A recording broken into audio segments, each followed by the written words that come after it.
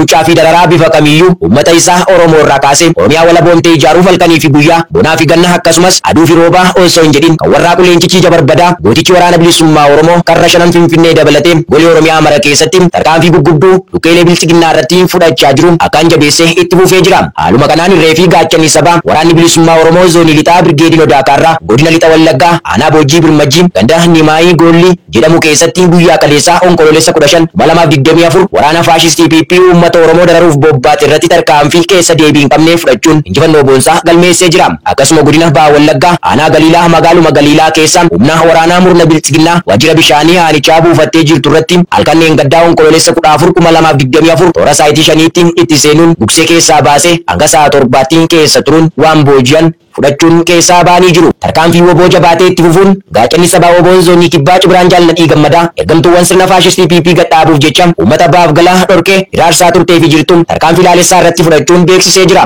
Haaluma kanaan tarkaanfii kaleessa onkoloolessa 15 2024 gootichi waraana bilisummaa Oromoo woboon godina Arsii Bahaa aanaa Ticoo ganda Boree Cilaaloo keessatti diina maqaa sakattaa waraana bilisummaa Oromoo jedhuun bobbaateen tarkaanfii hattee irratti fudhateen loltoota impaayeraa rasaasaan olii gadiin goonuun loltoota 10 battalatti irraa ajjeesee 8 madeessuun kan daftee baqachiisee mooraa keessaa baasuun injifannoo boonsaa galmeessee jira. Dhiigaa fi lafee woboon bilisummaan sabichaa ni dhufa. Waraanni faashistii PP kudhan godina Wallaggaa Naarol immoo giddaa ayyaanaaf Galiilaa irraa waraana bilisummaa Oromoo tarkennatan. Maan Oromoo humnaa fi goyyoomsaan qe'ee isaanii irraa qabamuun aangoo murna bilchiginnaa akka tiksaniif bobbaafaman badii sirnichi lubbuu fi qabeenya uummata Oromoo irraa hangaa oolu jibbuun qawwee gurguratanii fi qawwee kaanii badaa akkasumas qawwee waliin mooraa waraana bilchiginnaa gananii wobootti makamaa jiru. Haaluma kanaan kaleessa onkoloolessa 15 2024 waraanni faashistii PP 7 qawwee fi hidhannoo waliin godina Baha Wallaggaa aanaa Haroo Limmuu keessaa mooraa bilchiginnaa ganuun wobootti makamanii jiru. Itti dabaluun guyyuma kaleessaa aanaa giddaa ayyaanaa irraa loltoonni bilchiginnaa lamaa fi Galiilaa irraa tokko mooraa bilchiginnaa jibbuun wobootti makamaniiru. Loltoonni bilchiginnaa kurnan kun qawwee AKM 10 hidhannoo 10 boombii fi rasaasa hedduu qabachuun mooraa waraana bilisummaa Oromoof galii taasisanii jiru. Loltoonni bilchiginnaa duraanii kun erga nagaan woboo bira gaanii booda fi taasisaniin murni bilchiginnaa aangoo isaa dheeressuuf qofa lola isaan hin ilaallannetti hirmaachise lubbuu isaanii dabarsaa jiraachuu himuun hawaasa irraa dhalannetti deebinee gochaa farra dhala namaa ta'an akka raawwannuuf dirqisiifamuun keenya yeroo ammaa abdiin kutachiisee akka dhaabanne of ilaaluun keessaa baanu nu taasiseera jedhan. Simannaa woboon taasiseefittis gammaduun ilmaan Oromoo qawwee diinaa baatanii jiran qawwee fi hidhannoo waliin wobootti akka makaman dhaamsa dabarsaniiru. Murni bilchiginnaa waraanni kiyya miliyoonatti lakkaamu jechuun tokkummaa fi naamusa qabaachuu isaanii dhaadatus badii achi keessatti raawwatamu jibbuun Oromiyaa keessatti guyyaatti loltoonni bilchiginnaa 10 ol wobootti harka kennachaa akka jiran ni beekama. Dhalattoonni Oromoo litti goojjamaan Buree jiraatan yaaddu nageenya guddaa qabaachuun dhaga'ama. Buree gandoota bakkoo Xaaboo fi Sontomaa jedhaman irraa kanaan dura humnoota finxaaleeyyii faannootiin ilmaan Oromoo buqqa'uun Baha Wallaggaa fi Horroo Guduruu Wallaggaatti baqatanii kan turan deeggarsa qaamolee garaagaraan qe'ee isaaniitti deebi'anii turan. Haa ta'u malee yeroo ammaa rakkoon akkasii irra deebiin nutti deebi'aa jira jechuun Oromoonni lixa Goojjam sodaa qaban ibsataa jiraachuutu ifoome.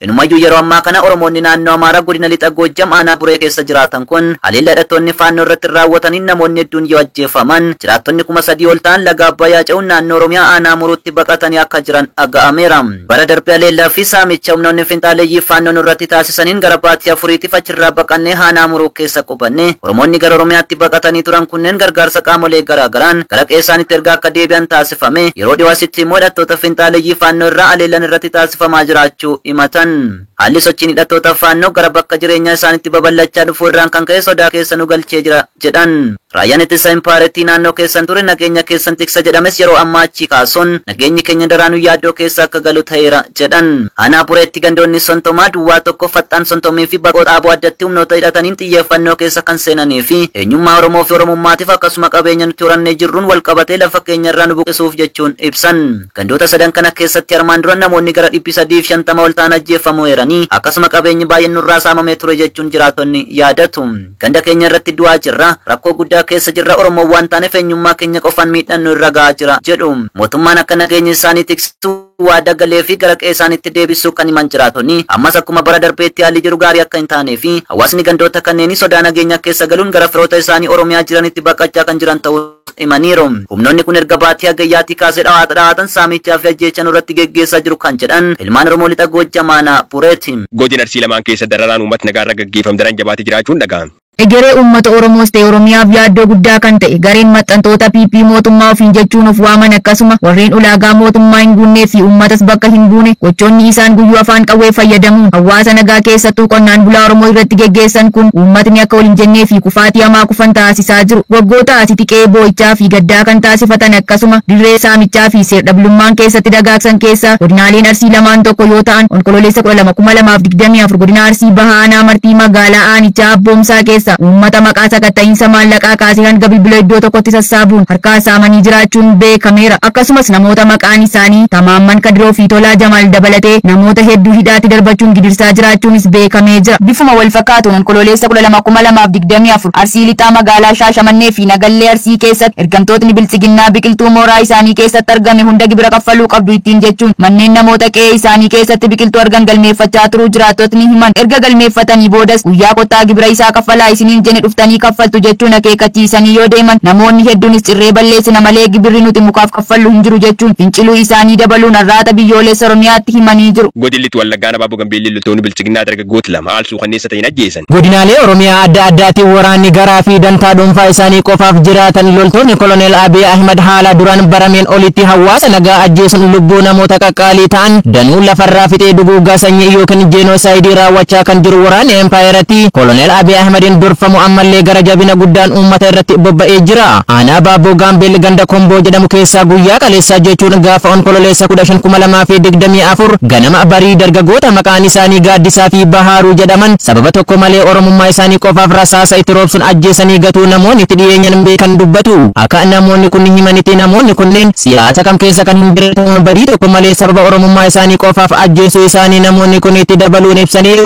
Garuu biyya irraa argannee yoo dabarra aktiivistiin Paakolooniifata Afrikaa KMC baan Faransaaytti hidhame. Dabalachiisaa akka taanutti isiniif dhiyeessina. Aktiivistiin Paan Afrikaa Histiliyoo Giiles maqaan beekamaan KMC jedhamuun beekama. Faransaay to'annoo jaloolu maddeen akka kibxatti darbe mirkaneessan. Seebaan nam ganna 42 kanaan dur Faransaay jibbisanyummaa kakkaas jedhamu yeroo durii akkamaatu waggoota dhiyoo asitti seebaan hiriira waasaa faayinaansi Afrikaa yookiin CFA Faransaay irratti hiriira hedduu kan qindeesse yookiin irratti hirmaatu yoo ta'u yeroo hunda hidhamu ari'amu yookiin duuba deebi'aa ture. Warri Beeniin irra dhufan irra Faransaay kan dhalate aktiivistiin kun ejjannoo farra wardiyaaf Moskoo dhiyoo ta'uu isaatiin beekama. Sababni hidhamuu isaa hanga ammaatti hin ibsamu. Ji'a adoolessa keessa hangaa'onni Faransaay lammummaa isaa kan seebaan geengoo Afrikaa guutuu keessan nam dhiibba guddaa qabu yoo ta'u Afrikaan humnoota koloonifataa duraan irra bilisummaa guutuu akka argatu dool taasise jechuun handoonuun gabaasa.